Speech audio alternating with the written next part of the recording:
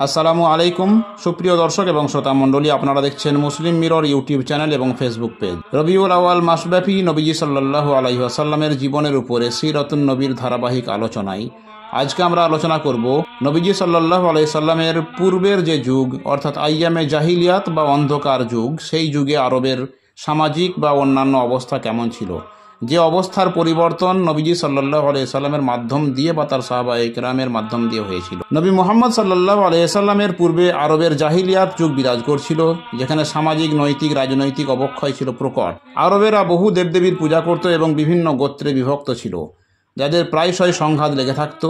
সমাজে নারীর অবস্থান ছিল শোচনীয় এবং কন্যা শিশুদের হত্যা করার মতো প্রথাও প্রচলিত ছিল। এই পরিস্থিতিতে ইসলামী ঐতিহ্য অনুসারে মুহাম্মদ সাল্লাল্লাহু আলাইহি সাল্লামকে পাঠানো হয়েছিল আরব সম্প্রদায়কে এই অনৈতিকতা থেকে মুক্তি দিতে। এই যুগ অর্থাৎ জাহিলিয়াতের যুগের বেশ কিছু বৈশিষ্ট্য ছিল। আরবে এক আল্লাহর পরিবর্তে বহু দেবদেবীর পূজা করা হতো, যা তাদের মূল ধর্মবিশ্বাস থেকে বিচ্যুত করেছিল। গোত্রীয় সংঘাত ও বর্বরতা, বিভিন্ন গোত্রের মধ্যে প্রায়শই যুদ্ধ এবং রক্তপাত হতো। এই যুগে শান্তি এবং স্থিতিশীলতার অভাব ছিল। যে কোনো তুচ্ছ থেকে তুচ্ছ বিষয় নিয়ে তারা যুদ্ধে লিপ্ত হয়ে যেত এবং সেই যুদ্ধ তাদের বংশ পরম্পরা কয়েক যুগ যাবৎ বা কয়েক বংশ যাবৎ চলত। সামান্য সামান্য হেতুতেই তারা যুদ্ধ সংঘটিত করে ফেলত।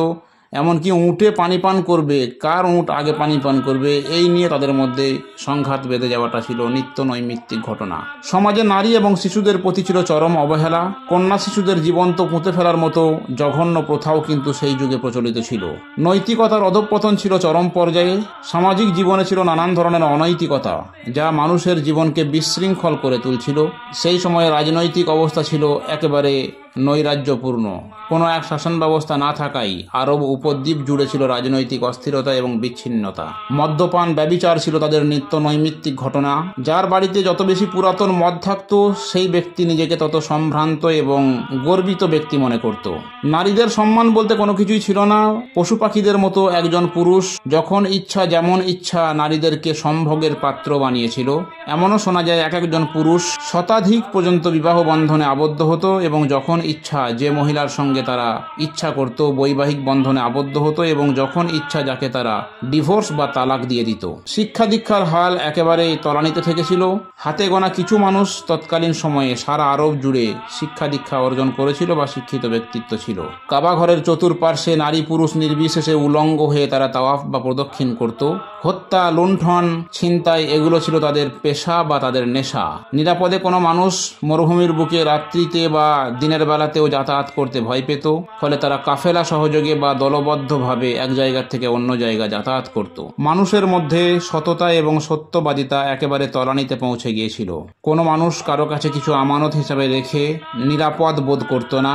এক অনিশ্চিত জীবনযাত্রার মধ্যে পুরো আরব তথা মক্কা সংলগ্ন এলাকা অশান্তির চরম পর্যায়ে পৌঁছে গিয়েছিল।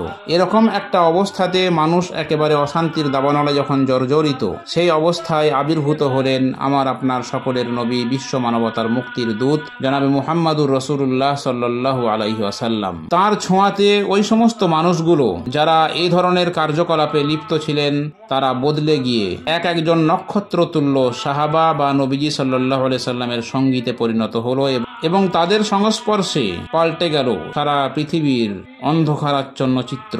আজ এ পর্যন্তই। পরবর্তী ভিডিওতে আমরা নবীজি সাল্লাল্লাহু আলাইহি সাল্লামের জীবনের এক একটা দিক নিয়ে এক একটা এপিসোড তৈরি করে আলোচনা করব। সকলের সঙ্গে থাকবেন, ভালো থাকবেন। আসসালামু আলাইকুম।